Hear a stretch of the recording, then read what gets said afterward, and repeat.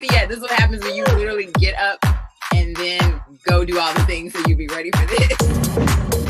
I know, right? Dude, sorry. No coffee for me. Okay. All right, Harry, you give me the hands up when you're ready for me to go in.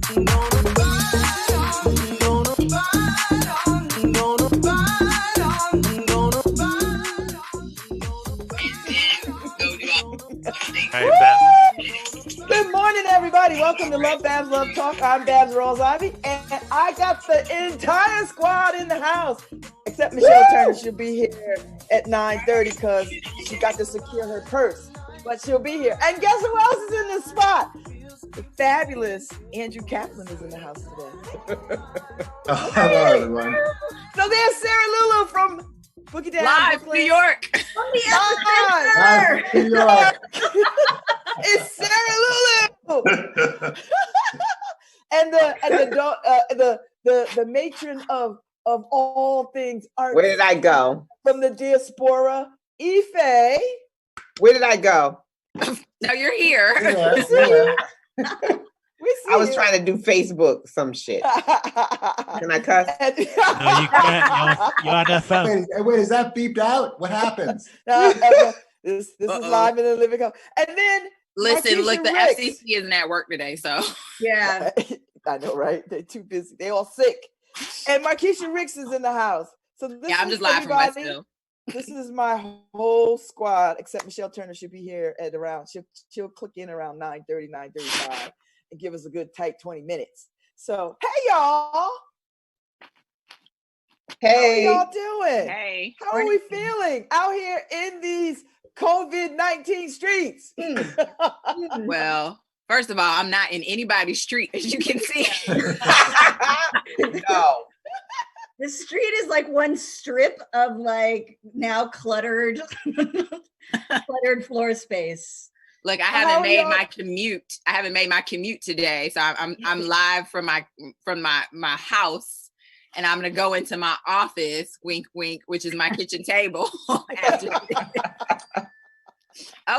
We seen you in double, girl. I know. You see me in double? Oh, Lord. Ifes are better than one. I think I got it in two screens. Well, you're going to have to turn one off, Ife, because it's going to be hard for you. Just turn your sound down on one of your devices. Did that work? Yes. Okay. All right, so how are you all sheltering in place? No, Ife, it's not working. You're going to have to turn one of them down. You have to go to the top of your Facebook page where you can change that. Yeah. Okay. So you don't hear the sound from Facebook. No, it's still there. Oh, that's what it is. Yeah. Yes. Okay. So how are you all sheltering in place? Talk about some of the things that you're doing and how are you faring sheltering in place? Now, we as the squad, we talk every day. We are texting every day, and we are hosting cocktail parties once a week. So, we are doing our best to stay connected. How are you all? Okay, I hear somebody's. Yeah, I think it's still Ife's. I gotta come out and then come back in because I'm not. Or just close your Facebook page. Yeah, close your Facebook page. Did that work? Yeah. Yes. Well, Lord Jesus. One of the things we're doing is we're all learning how to do this stuff. Listen, I'm certainly putting Zoom on my resume. I don't know about any of y'all. But I want to invest in Zoom. Shit. You should have invested before this. When it was in China, we all should have bought stock in Zoom. Now it's going to be expensive. We need another platform. We need another platform. We need like Ray and them and Black Tony and them to like create. Who was it? Yellow Jack? Who was it? Yeah, I think it was Yellow Steve. See, Andrew, in the Black community, if you got a nickname, your nickname could be indicative of your skin color. So you could be like Black Steve or Puerto Rican Dave or Puerto Rican. Or Yellow Tom. Or Yellow Tom or Light Skin Jim or No, I remember that. A friend of mine we had Black Ralph and regular Ralph. Oh no. That's because he was the only black. There was two Ralphs, and he was the only black one at the job. Well, they're both Spanish, but one was darker than the other one. So Oh, okay. The nuances of racism. so that's the point that I'm making, that we need somebody to get up here and like create another platform, because Zoom is working. Everybody's doing it. I mean, it's everywhere. I've seen organizations, 50, 60, 70 people on Zoom, meeting across the globe. And I was like, damn, Oh no, I've been on a Zoom that had nearly 200 people on it. Wow. I think Michelle was telling us that she was on a Zoom that had almost 1,000 people on it. I was like, I don't want to be at anybody's meeting, in person or otherwise, that has 1,000 people in it. They won't even know if you're there. They can see your little name and your little boxes and stuff, but still, just no. And the Deltas, we had our census meeting, our first successful virtual public event this past Tuesday to talk about the census. We had almost 60 people on that call. That's good. Yeah, I came at the very tail end. Like I stepped in but it had already ended, so I missed it. So I was like, damn, I missed it. So speaking of the phenomenon of a lot of people in the space, DJ D Nice has been hosting these Instagram hashtag quarantine club parties, and where he's been on the ones and twos spinning music from like and wearing fabulous hats. Spinning And he's music. not bad to look at. No, he's not. D-Nice He's a cutie. And he's been spinning music for like 20 hours straight, like some ridiculous amount of time. And people have been showing up, logging into Instagram, saying hi, waving, like celebrities like Michelle Obama and Ellen and every celebrity known to man has jumped into this Instagram phenomenon.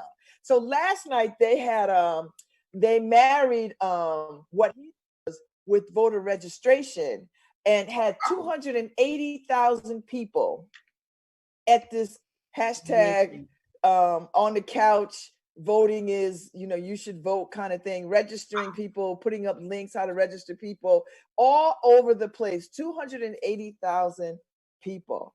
And it was phenomenal. I popped in for a minute there. I can't be in these virtual club streets all night, because these people will, I think at 6 o'clock in the morning, they don't sleep.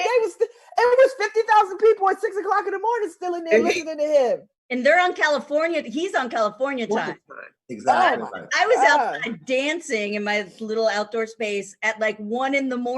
on Saturday night, like by myself. I know, right? It was in the club. You was in the club. Like, where are you people? Like, come outside. We should all be dancing. Like, no, Sarah, we're all asleep. Like, Sarah, we are sleeping. Like the fuck you, like you should be doing. Oh, look how comfortable I am. Like I'm in my kitchen. In the kitchen. If it was unquarantined Brooklyn, people would have been out dancing somewhere. I would have. It was good. Yeah. I popped in last night for the couch party, and they were, I think when I was in there, they were on their way to 125,000 new registered voters. So I'm like, yeah, got going. I was like, make sure to tell them to fill out their census forms. Yeah. Not just register, but actually vote. Yeah, that's the other piece. I need them to have a party, right? Like not too close where people stay up too late, but that like Wednesday before, or that Saturday before we vote that Tuesday, I need y'all to have another party. You cannot be like these Bernie people, have these high, ridiculous crowds, but these people don't show up to the polls. That doesn't translate into votes. We need people to be at the party and show up at the polls. Yeah, right. And if you have to stand in line, stand in line. And I need you to vote for who's on the ticket, not for who's not on the ticket. None of this. Like, I get it. I got on my Warren t-shirt today because y'all could have had a baddie. You could have had a baddie. Oh my gosh. But now you're going to have a bad one for a different reason. Either way. Yeah, there's that. And if we find a way, hopefully this will be under control so we can have a way to vote. Well, we need that band being able to do. They couldn't even do that without the band. So they got to figure out how we gonna count the votes Absolutely. and get everybody's vote in. True. So I need to be strategizing on that right now. This is true. And I don't not foresee like this whole thing being like, oh, because our primary here in Connecticut and New York, the Acela primaries are going to be pushed back. So I don't, if this lingers long and the way this uneven national response is happening, it could very well linger along in a lot of places, and in a lot of places that are already trying to steal elections by making it difficult for people to vote. Yeah. So, elections they might get pushed back. They're talking about here in Connecticut, kids not going back to school until the fall. Yeah. So, some things are probably going to be disrupted, and people are going to have to be on their P's and Q's. We're going to need lawyers and people ready to fight the system to make sure that we all get to vote. And there's those 18-year-olds that may be eligible to vote that haven't because they got to deal with school stuff or whatever. And there's a whole... Yes. I've got two 18-year-olds and one who's about to turn 19-year-old, and they've got to be registered to vote and be ready to vote when they're called. See, that's the thing. You've got to keep them engaged. And on top of when the call goes out that we are voting, that they show up to the polls, that you get them to the polls. Speaking of fine-ass leadership, Andrew Cuomo is handling his business. Our other favorite Andrew. He's not Andre. Who knew we? He's not Andre. Hey, Andre. No, he hasn't reached Andre status, but he's getting close. He'll never be Andrew Kaplan, but he can be Andrew Cuomo, and he's doing a fine job. I tune into I actually subscribe to Andrew Cuomo's YouTube so I can get the updates. Yes, I do too. and direct. Oh, wow. I don't put Okay. any filter. I want to hear them from him. His voice is calming and soothing. The way he explains everything so simply. He's so cool with it. There's no panic. This is what we're going to do. And he knows the fact, he knows the substance. He's not. He even knows how to explain the science. Yes. And if you can explain a very complex thing in very simple terms, then you know your shit. Stuff. Yes. Okay, we're not the only ones who haven't flipped up. It's between me and Andrew. Who's gonna come next? Harry gonna send me a text like, okay, Babz, they can't ever come back on. We're just acting out a little bit. We're acting out a little bit. He's like, Babz, your show got to go on at 11 o'clock tonight. People on Facebook Live going, oh, that's how they are. Listen, that's just one more reason. It's another system in the United States that needs to change. The FCC shouldn't be monitoring conversations from grown folk. Mm-hmm. Ain't no kids listening to this. They home now. Who knows? There's Harry. Well, that's true. That's true. Well, their parents cuss. I know. You know, Babz, because they got it homeschool. Babz, I was thinking of doing a nighttime show, but uncensored. Uncensored? Yeah, what do you think? We already do that show, Harry. It's called Ma'am What? That's true. Well, there you go. We could do Ma'am What on WNAP. Late at night. There needs to be cussing in the morning. There you go. Babz at night, uncensored. There's some cussing right now with people doing homeschooling and putting their kids in detention in their room. Totally have you seen the videos of parents standing up crying and thanking their teachers and apologizing for all the times that these teachers can't teach and that they don't know their child? And my daughter is smart and they know this, and now they trying to teach their child the same thing and they don't know what they do. Or they're like, oh, he doesn't have any behavior issues. He's a perfect. Okay.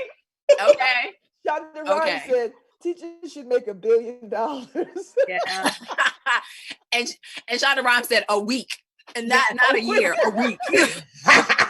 I saw one man, he was like, I made them breakfast at 8, then I had to turn around and give them a snack at 10, and then I had to make lunch at 11:30, and then, oh my God, they needed another snack. No, one of our stores said her daughter got her school stomach finally, and is not going through her house eating all her food like locust. Oh, goodness. I'm like, I don't know what it is about a quarantine that makes people hungry, but I'm almost out of quarantine snacks myself. Oh, but I saw something that said you better try on your jeans every other day because Yes. the pajama. Pajamas are lying. My favorite one is you have come out your with a morning new movie. pajamas and then your night pajamas. Like you get up in your shower, you put on fresh pajamas, and then when you go to bed, you put on your night pajamas. I'm with that school of thought. I'm like, okay. I've been pretty good. I work from home anyway, so I wear sweatpants a lot, but like on Tuesday, I think was the first day, I put on jeans like once a week just to be like regular. I feel like that's impressive. I've been trying to create some boundaries, right? So like I told you about my commute because last week was a wash. I was getting everybody's energy and all the stuff and the panic and trying to do stuff. But this week was a lot better. I was like, I'm going to plan my week to have something to look forward. Like I'm gonna work and I'm gonna have something to look forward to every day. So like with people offering free classes and things like that, or pay what you can classes, you know, I've signed up Zuma at 11 today. We're gonna do salsa and bachata with Elisa Bowens and Elisa's House of Salsa. So you know, check her out at 11. I'm doing Zumba probably at the end of the day. Yeah. So people are offering a lot of classes. So I went and like kind of scheduled my week with those things in mind. So I have things to look forward to. Nice. I mean, you have to do really that because I felt myself going down the rabbit hole. Like I was like, oh my, and I'm a highly social person. I love people. I love being in the room. I love all of that. But I could feel myself slipping. And I was like, whoa. You know, I gotta do something about this. So then I just started getting up. I showered. I make my bed.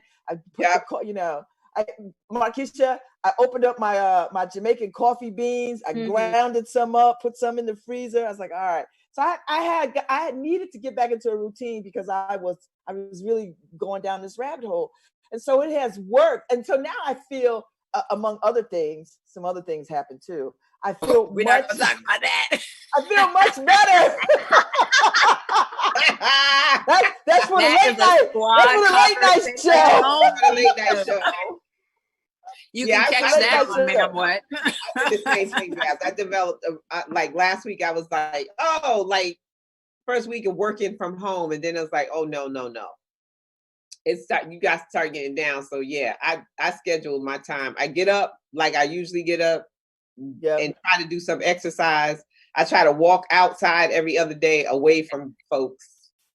Yeah. In the sun specifically. In the sun, yeah. Yeah. In the sun. And got a schedule. I'm doing a writer's workshop this afternoon after work. Hey.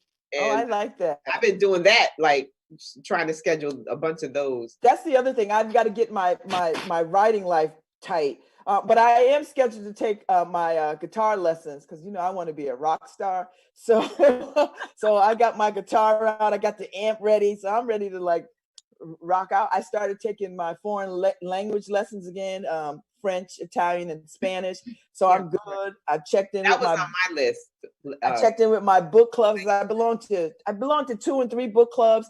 I take an MIT course. I resumed those so that I could work on Science Mind. And so I feel like, all right, I'm not like in a box. You know what I mean? Like, because I was really starting to feel quite closed in. And then binge watching Queen Sona really helped too, because that is some good TV watching. That girl is bad.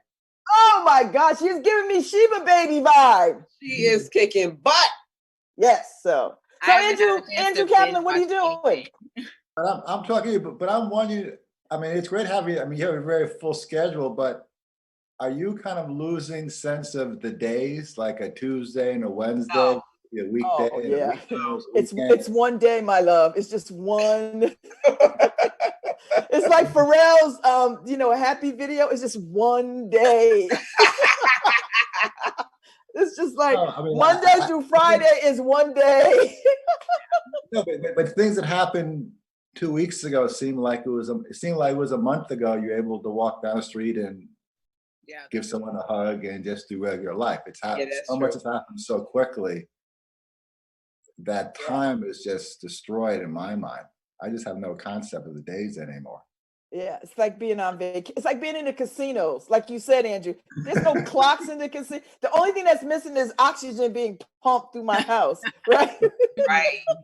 I have felt a sense of loss of time, like, because a loss in that longer, bigger time in terms of like, oh, this happened last month, or I have this thing to look like a trip to look forward to in July. Like, I can only focus on like the present week.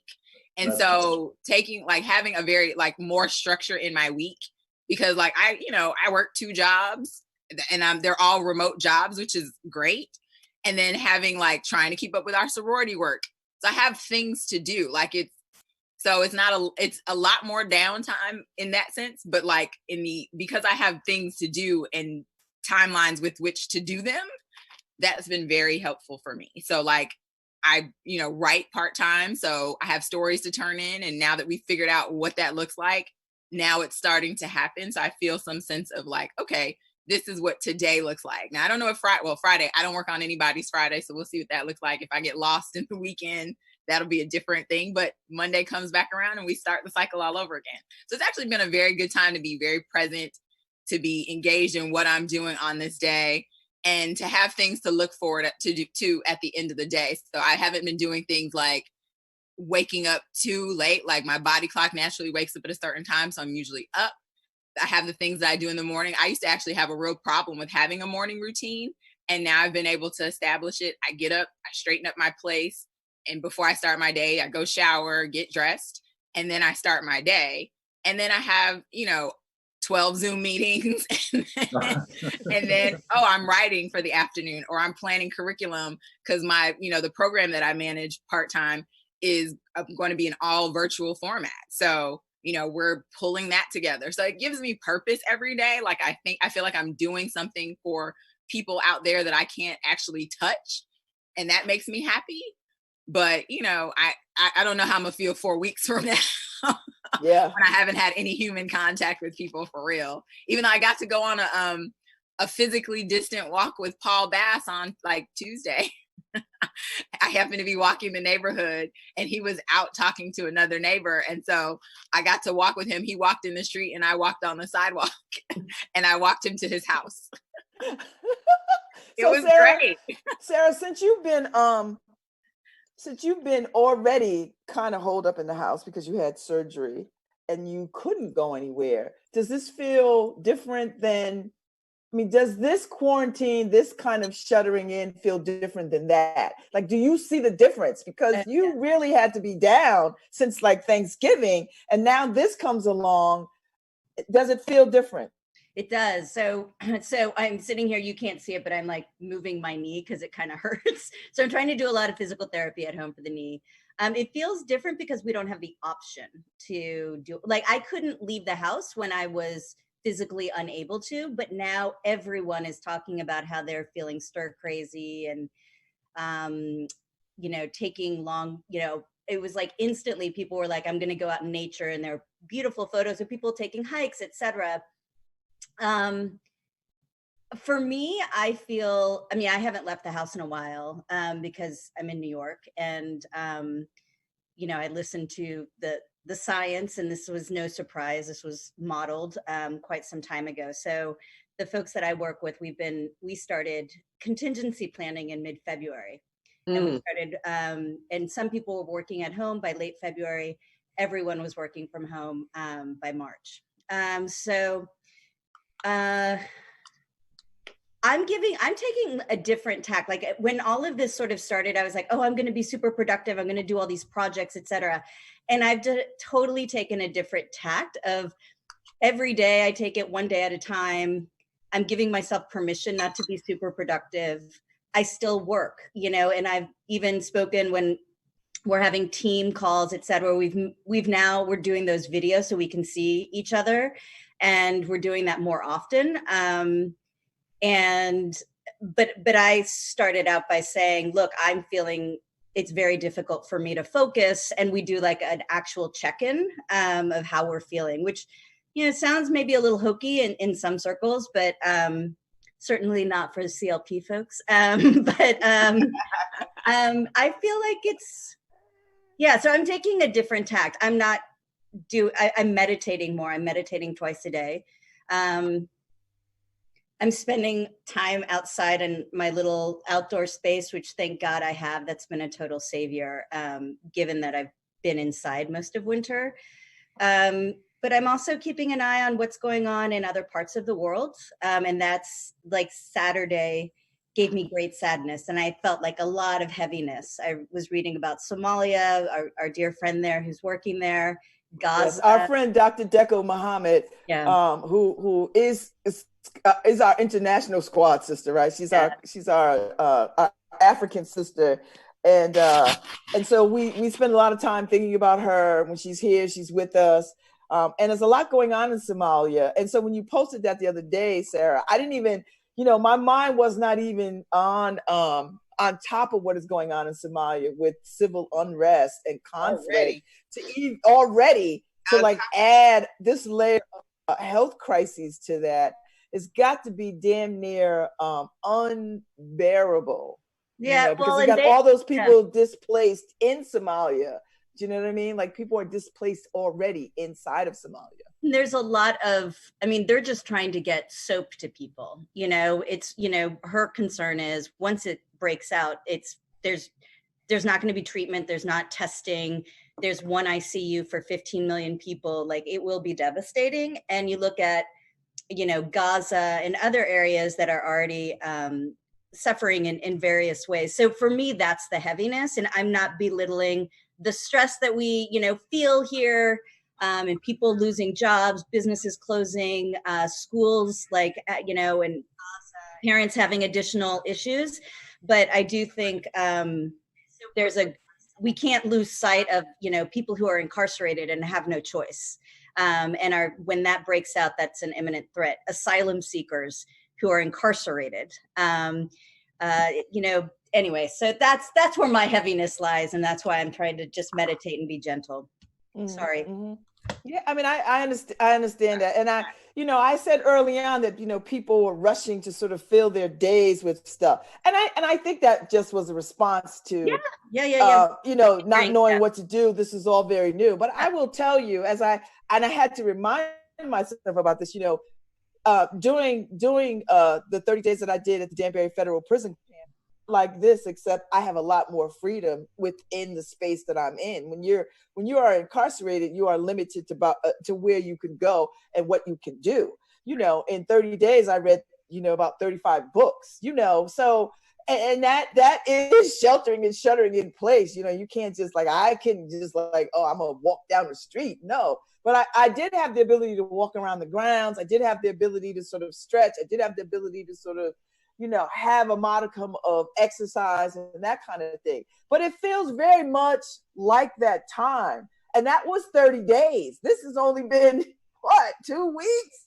And I'm already like, what the hell? I'm freaking out. So I had to remember that some of this is a little privilege. Yeah. Right? A little bit of privilege. And being a little bit self-absorbed about my ability to sort of fight back against some unknown thing. So y'all know I have this immune issue. So I had a Zoom meeting with they have a different system where you talk with your doctors, and so what they said was my immune system is like a firewall for this coronavirus.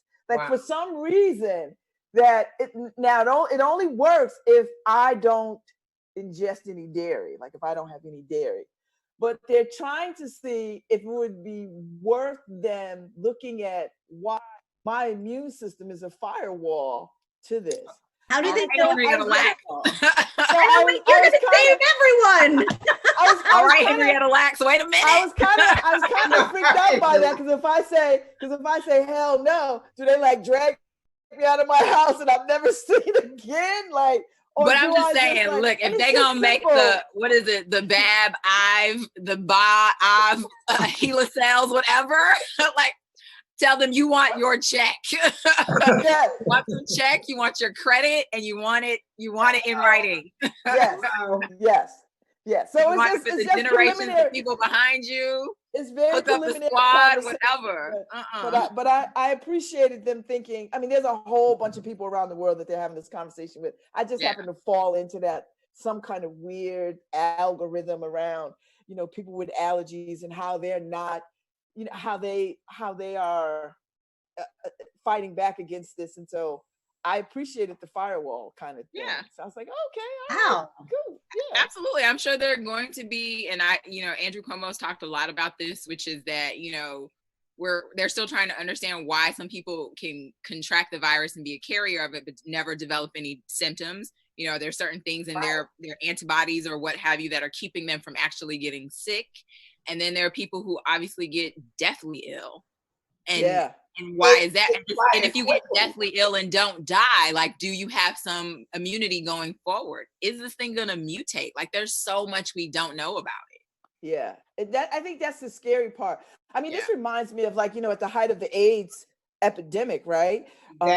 When we were all trying to figure out, like, how is this, what is happening here? Like, and we didn't know enough. So people were very cautious about, even interacting with people. I mean, in those days, I was, running a meal delivery program for people with HIV and AIDS, and how hard it was, how people were shut in their houses, and landlords were trying to evict people just on the basis that they knew that one of their HIV and AIDS. I mean, it was just a crazy time. I don't see that level of craziness, but I do see that level of fear developing with people around. If you call for sneeze, everybody's like, oh, that kind of thing. So I think those days taught us to be more thoughtful about how we treat, at least I like to believe, how we treat people moving forward, because this virus seems to have no real path of determinant. Like, you could be old, you could be young, you could be white, you could be black, you could be whatever. Wealthy or not. You could be wealthy, you could be not. I mean, look, the prince who's waiting for his mama to go, he's 71 years old, right? Yeah. And so, his mama got the antibody.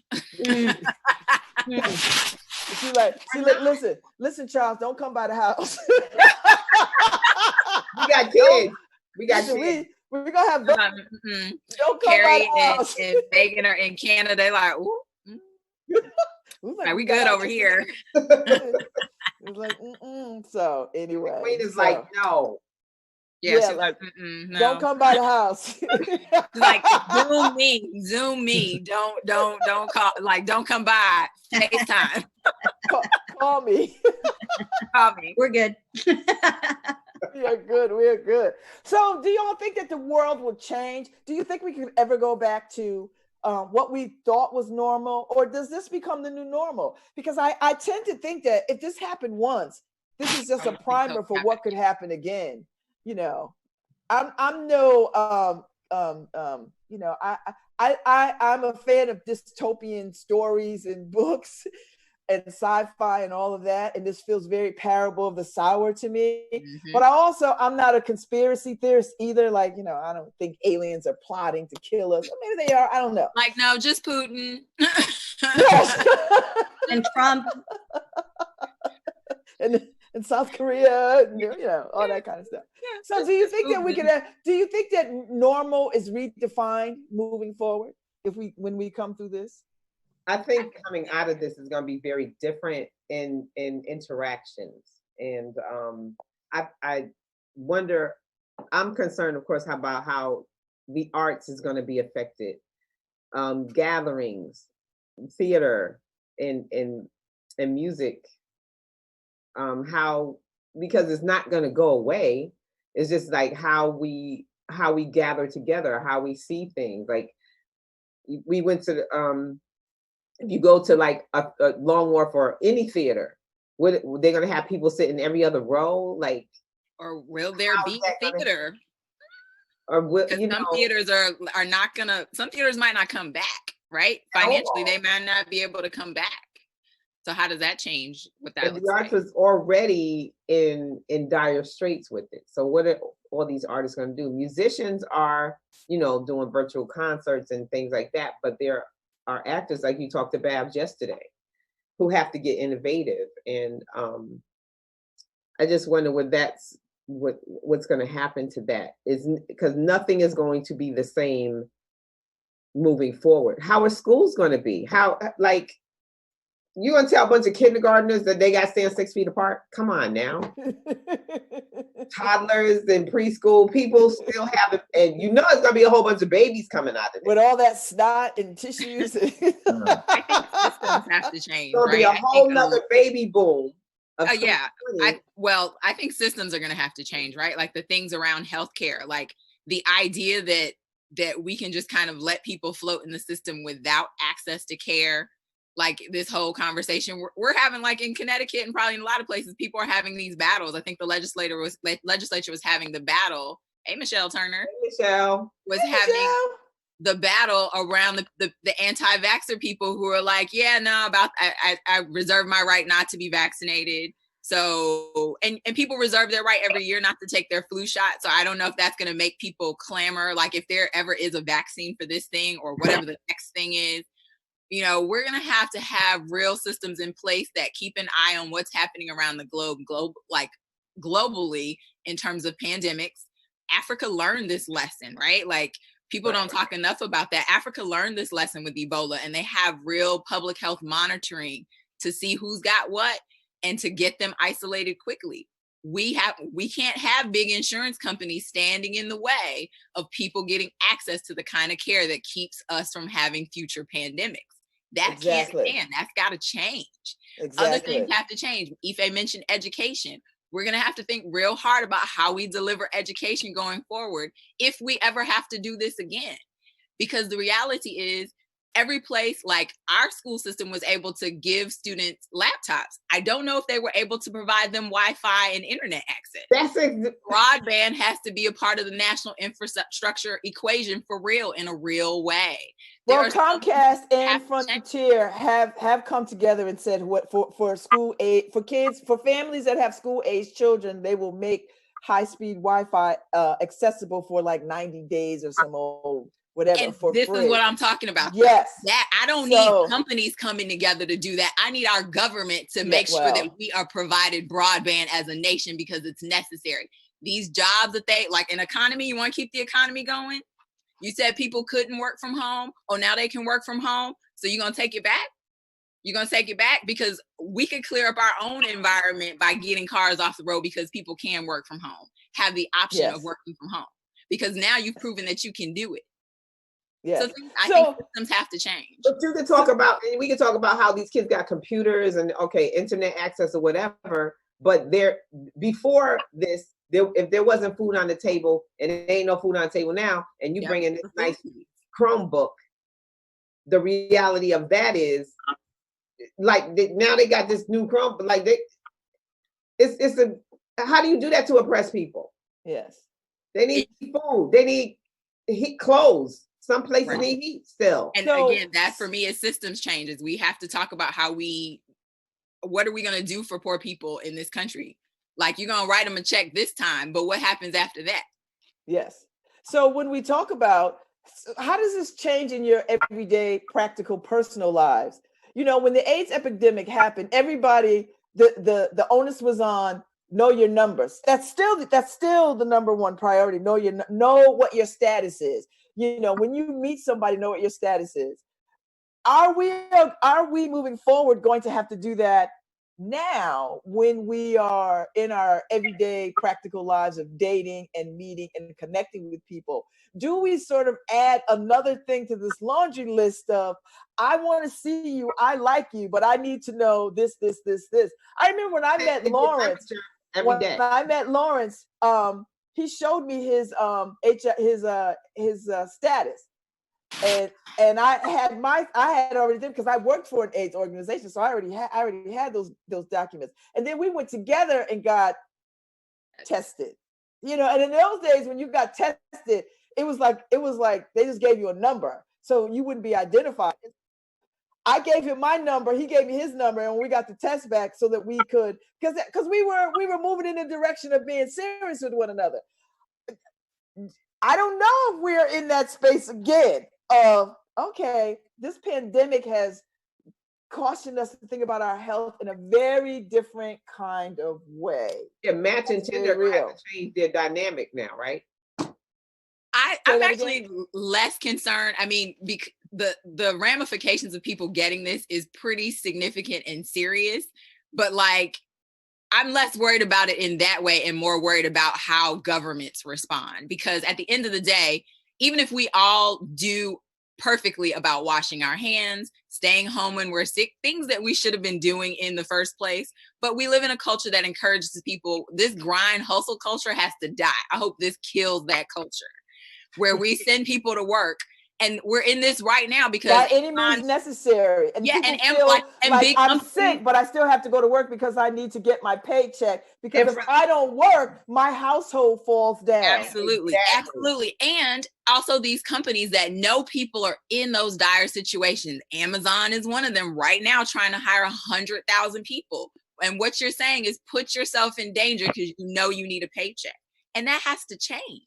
That has to change. We have to be a culture and a country that sets ourselves up to succeed in situations like this, and not success in the way it looks like in America currently. Like success that prioritizes people, their well-being, their health, and those types of things. Well, I will say that this pandemic puts another rung on the conversation of elected leadership. That now we have to have, now this becomes a part of that overall conversation. And it's not just poverty specific. No. This is overreaching to all levels, at all economic levels, all ethnicities across all spectrums. So now this has to be a serious consideration for anybody who's running for office. What will you do in the event of? What will you put in place? How can we mobilize assets and resources so that we don't have to make decisions like Italy is making about who lives and who dies? Oh my God. That everybody has a fair shake, that everybody has a fighting chance at life and liberty and the pursuit of happiness. Absolutely. Yeah, I hope people don't forget this. I hope people don't forget what's happening now. I hope people don't forget how our government's responding. I hope they don't forget that we had things in place to address these things and it was taken away, right? I hope people don't forget. Like when they get their check, I hope they don't forget. Like remember what we needed in this moment. Remember not being able to get to your doctor. Remember not being able to get tested. Remember not knowing whether you're going to be able to pay your rent, or if your landlord was going to catch a break, but wasn't going to pass that break on to you. Remember, like, don't forget when we go to the polls, whenever we go to the polls, I hope people don't forget. Like we get amnesia real quick when everything is going well, and we don't know how well they'll be going in the future. But don't forget this when you go to the polls. Don't forget this when you say, oh, my candidate didn't make it to the, be the nominee, so I'm not going to vote. Don't do that. Don't do that. We're going to fight. So what do you have don't to say? do that. Was about to say something? Well, no, but I mean, everyone keeps using the word check and paycheck. And so 78% of people in America right now live paycheck to paycheck. Absolutely. So they're barely making it. That's 78% of the people. And a lot of them didn't get a check last Friday, and we'll get the check next Friday and next Friday. So I think the economic fallout will be tremendous. And the question will be, how do we respond as a nation in terms of distribution of wealth? Absolutely. And that to me is the real issue, I think. I think if we because that will always be there. The epidemic will come and go, but the economic issue will always be there. Absolutely. And tying that to what Markeisha is saying about systems, I have to say I don't want to be hopeless, but I'm almost cynical about how is anything going to change if we can't, as a country, get behind healthcare and set up a system where people have access to drugs, where big pharma is not hogging all the profits for research and development that taxpayers have paid in large part. That people, that we do, like even in that people are afraid of what's, socialized medicine, where we can't get our education system right, where we allow corporations to be treated legally like people for political contributions and political participation. Like if those systems don't fundamentally change, people of course forget because they get into the routine of their own days, but we time and time again just vote for the status quo. I find it very disheartening because if this doesn't change our view about healthcare, I'm not sure what will. Well, people getting shot up in schools didn't change our stance about guns. Exactly. Exactly. We are a hard-headed country. Marquita, you're totally, capitalism here is religion, and there's no room for anything but the almighty dollar. The American dream is about getting rich. And we have a capitalist president in place that promotes all of that. Exactly, and supports it. That's all he cares about. That's all. And people who want to be like him because they think he's rich. So there's that, and they're like, I can't oppose him because I want what he has. I want what he has fundamentally, and it's sad. And the reality is that most people are not closer to wealth; they're closer to poverty than they are to wealth. Right? Most people, the majority. My favorite meme says that you are more likely to be 2 paychecks away from poverty than you are 2 great months from being a millionaire. My favorite meme. It's a gut punch, and it's true. Yeah. Yes. Well, we are winding down. Although Harry didn't give me the green, he didn't come back on to like shut me down yet, so we can continue the conversation for a few more minutes. So on a lighter at home. on a lighter note. Are you dancing, Sarah Lulu? On a lighter note, what are some of the good things that have come out of, if there is silver linings to be had or to be discovered, what seen them? Thank you. I've seen it, like things like this, like I'm getting together with people. And, we get together anyway because we're all friends, but like I'm connecting with other friends from other parts of the country. My Delta anniversary is this week. It was Tuesday. Happy Delta anniversary. Thank you. And so I'm putting together a Zoom party for my line sisters. We're going to get together on Zoom on Saturday. We're going to play some games and talk some trash and just have a good time. And I have drink some Delta line sisters, and we don't get to see each other, but maybe at homecoming. And some of us, and I'm one of those people who wasn't always coming back regularly to homecoming. So we're trying to figure out new ways to connect that I hope will carry us into the future, that we will, maintain these new bonds that we build over this craziness. And that, that we continue to just like love on each other as best as we can. And that one day when we can put our arms around each other again, that we will do that earnestly. We won't give these little pat hugs. We'll put some love. Andrew gives good hugs. I have lots of friends who give great hugs. I have to work on my hugs. Feel like mammograms, though. Like. I hope we give better hugs in the future. Marquita, because we had what are you doing? Family had last week had planned a Zoom call on Sunday. Me and my 30 cousins. 30 cousins, 19 of us got on a call on Sunday, but over the weekend we found out we lost one of our cousins. Yep. And we can't there's no funeral to get together, so we did get together, reflect and on old times, and so we committed to like bi-weekly checking in. And I've also been doing that with friends and family far and near. Like instead of sending a stupid text, I'm doing a FaceTime or video chat or something. Like let's being able to see your loved one is a big deal now, right? Like before I'm like the queen of text messages. Don't call me, text me. But now I'm like, look, I need to make sure you're okay. So you need to send me a picture or something, a voice video, something. Yeah. I think we've all been put in detention. Like there is that meme but like we're all in a national timeout. Like everyone's like staring at their screens, messing up the environment, and like universe is like, y'all can just sit your asses down. Excuse me. We're in a global timeout. Mm-hmm. Yep. We are in a global timeout. So now since we can't have the human connection and we can't go outside, You go in your house and you stay there until you can get some act right. Exactly. At least 14 days. Keisha, I have said that in my life to my And I've had it children. said to me, so. You go in your room and you think about your actions. Go in your room until you can get some act right. All right, Andrew, anything? No. Oh, that's Harry's way of saying, Babz, get your ass off my radio station. Wrap it up, So- Andrew. Wrap it up. Take us Listen, home. thank y'all so much for hanging out with me this morning. This has been